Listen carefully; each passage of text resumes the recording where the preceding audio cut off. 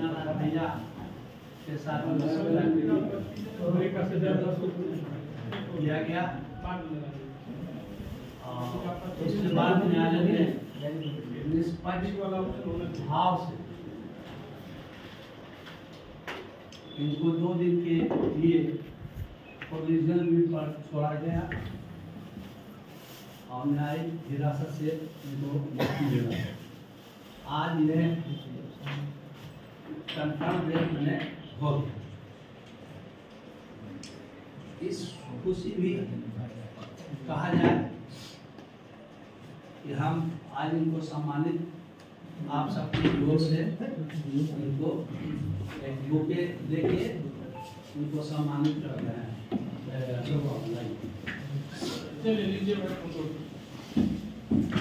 आइए भैया खड़ा होइए ना, वहीं खड़ा पकड़ लीजिए नाम सुरेश भैया, रवि भैया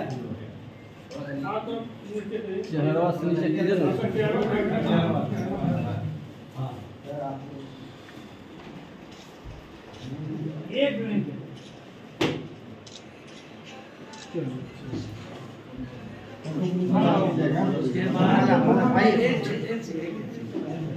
उसके बाद हम आप सबसे अनुरोध करते हैं कि इनको माला देके सम्मानित किया जाए।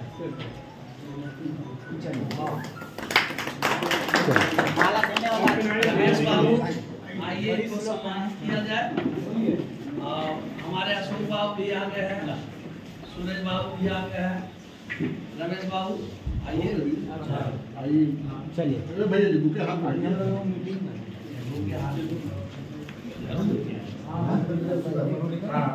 मेरा वीडियो बना लेना भाई। सुनिए एक आदमी को बैठ दीजिए, हो गया। अब इसके बाद एक मंच का संचालन के रूप में हम अशोक जी सिंह जी को मैंने खुशी रखते हैं और मंच का संचालन किया है। समर्थन तो करेंगे कि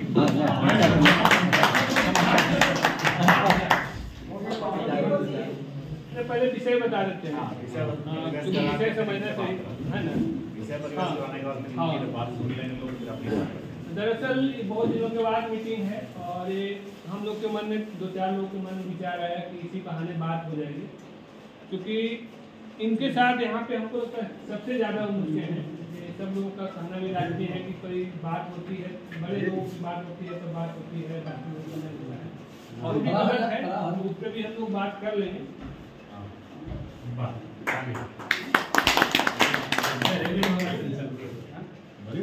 पकड़ ले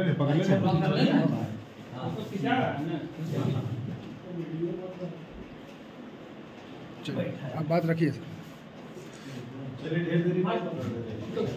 वही बताना चाह रहे थे कि क्योंकि भैया जी के साथ जो घटना हुई है, घटना हुई है उसमें बताने की जरूरत ये है कि जैसे हम लोग ऐसा नहीं है कि कानून का घोर खिलाफ आदमी है, हम लोग कानून के मानने वाले लोग हैं और कानून में जो लैप्सेज होता है उस पर हम लोग सवाल उठाते हैं और यह बात हम लोग पब्लिक के लिए करते हैं। लेकिन यह ऐसा मौका है कि पत्रकारों पे ही बात आ गई, तो पत्रकार कोई आसमान की चीज तो है नहीं, वो भी संविधान के हिसाब से चलने वाले हैं, इनके भी संविधान में जो प्रावधान है उसके हिसाब से चलने वाले हैं। लेकिन क्योंकि यहाँ पे पुलिस का जो रवैया है जो एकदम कह सकते हैं कि जो तानाशाही वाला है, अफसरशाही वाला है, तो ये बहुत ही गलत बात है। तो इस बात को लेकर के क्योंकि अब हम जिस परिवार में रहते हैं, पत्रकार का जो परिवार है और उस परिवार में हमारे बुजुर्ग का जब इज्जत नहीं बचता है तो हम लोग को फिर काम करने का कोई मतलब नहीं है। और पता नहीं आप लोगों को कितना लोग, लेकिन हम लोगों कई लोगों ने कहा कि आप लोग पत्रकार के साथ ऐसी घटना हुई है, आप लोग क्या सोच रहे थे। अब ये बात सोच लीजिए कि अगर दूसरे लोगों में इतना आक्रोश है तो हम लोगों में क्या होना चाहिए।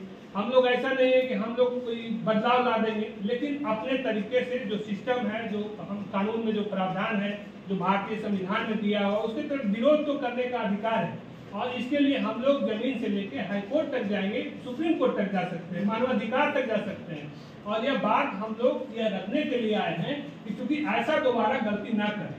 क्योंकि अगर गलती है तो आप मुझे हथकड़ी नहीं, मुझे फांसी लगा, लेकिन अगर गलती नहीं है, जानबूझ के अगर ऐसा काम करोगे तो बर्दाश्त नहीं की जाएगी। मूल विषय यही है। और अब हम जो अपनी बात कहें उससे बेहतर है कि अब इनकी जो परेशानी है हम इनसे समझने की कोशिश करेंगे। तो हम आदरणीय भैया जी से समझने की कोशिश करते हैं कि इसमें क्या हुई थी, थोड़ा वृत्तांत बता देना। नाम से अपना पक्ष रखें। बैठिए ना, अरे बोलने दीजिए जी। जुलाई 2022 के पहले तक हम लोग का संबंध बहुत मजबूत है। जुलाई 22 से किसी भी पत्रकार का उन्होंने मोबाइल रिसीव करना या फोन रिसीव करना पड़ा। हमारे मन में आया कि जो व्यक्ति बात ही नहीं करना चाहता है उसके साथ हम लोग बैठ करके बात जाना आना अब थाना जाए उससे कोई बात मोबाइल में नहीं उठाया तो बात हुई नहीं, आना जाना मन करता। लेकिन खबर तो आएगी, खबर तो आती ही रहती है। खबर का अपना सोर्स होता है, उस सोर्स के तहत खबर प्रकाशित भी होता है। हो रहा था इसी दरमियान एक प्रकरण आ गया लकड़ी कटाई। 10 पेड़ लकड़ी उन्होंने सरकारी कटवाई। सर्वविदित है, सारे लोग जानते हैं सारा, लेकिन विरोध करने वाला नहीं। एक व्यक्ति खड़ा हुआ, विरोध किया, मुख्यमंत्री तक उसने लिखा, उसकी बातों को हमले की। फिर उस पर कोई कार्रवाई नहीं हुई तो 3-4 दिन के बाद दोबारा खबर रिपीट हुआ कि भाई आखिर इस पर क्या कार्रवाई हुई, क्या जांच हुआ, आखिर जांच नहीं हो रहा है तो क्यों नहीं हो रहा। प्रश्न जब उठा तो डीएम ने जांच कमेटी गठित। डीएम ने दिया कि एसपी को क्या जांच की, क्या जांच हुई आज तक कोई नहीं। सच्चाई यही, उनको लगा कि सारा जड़ जो है वैसे विश्वसनीय सूत्र, अपना सूत्र नहीं, विश्वसनीय सूत्र कहता है कि इसमें उसका 20 से 25 लाख रुपये की क्षति किस मामले में हुई समझ ही रहे हैं क्या क्षति कैसे होती है। अरे इस मामले को मैनेज करने में 20 से 25 लाख रुपये खुलस था। उनके पास कोई प्रमाण नहीं। अकबरपुर थाना में मेरे खिलाफ कोई एफआईआर नहीं, गोविंदपुर में कोई एफआईआर नहीं, या कहीं पूरे जिले में किसी थाने में कोई। एक कोर्ट कंप्लेंट का मामला आया सामने। कोर्ट कंप्लेंट का मामला आया तो जानकारी हमें भी नहीं थी। सच्चाई यही है, अगर जानकारी होती तो हम मिल लेते। इसका कहना है कि आपके खिलाफ इश्तेहार जाएगा कहाँ? या तो हमारा मूल घर खन्ना है तो घर जाएगा, या फिर गोविंदपुर जाएगा। न गोविंदपुर में कहीं इश्तेहार है, ना थाली में इश्तेहार है, ना अकबरपुर में इश्तेहार। इश्तेहार है कहाँ? तो इनके मोबाइल में। मोबाइल में किसने भेजा? खैर बहरहाल मामला ये, हम बाजार में बैठ करके, एक सब्जी आहत है वहाँ पर बैठ करके, हमारे एक मित्र हैं, कहाँ से किए।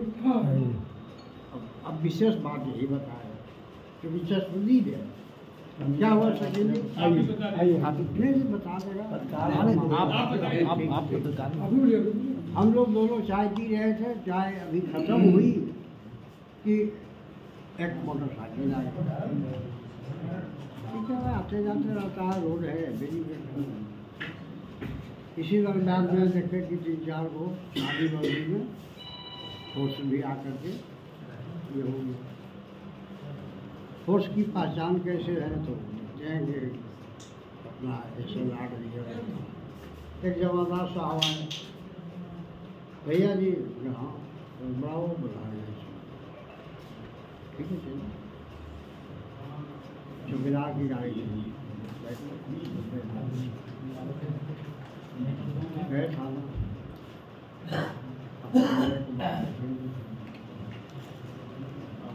कुछ जैसे कि आपके खिलाफ कोई इश्तेहार है, जानकारी नहीं कि कोई इश्तेहार है।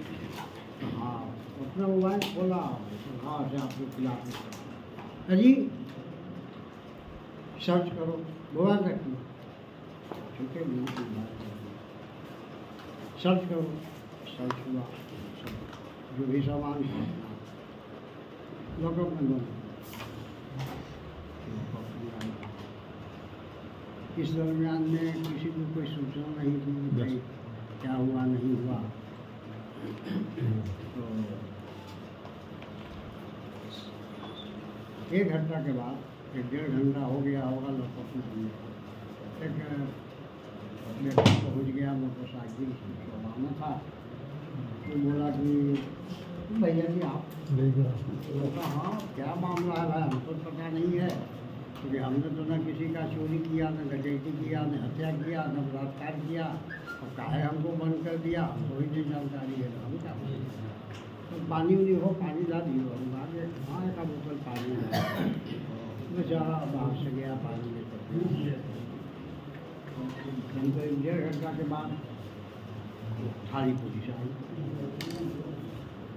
ललन है, SI है, अकबरपुर में 6 महीना रह चुका था, जूनियर है, इससे तो थोड़ा ठीक किया। सुभाष से बात किया, सुभाष बोला कि ललन तुम कभी रिसीव नहीं करो, इसलिए कि हमारे पास कुछ नहीं, हम किसे रिसीव करना, तुमको नहीं रिसीव करो। ललन के डाक डपट करके, ललन कहाँ का है? ललन थाली कहाँ का है? थाली के ASI है। इंस्पेक्टर। प्रशिक्षु जबरदस्ती आप रिसीव करा? हाँ, उससे रिसीव करवाया, बाहर निकाला, वहाँ बैठे भैया आप किस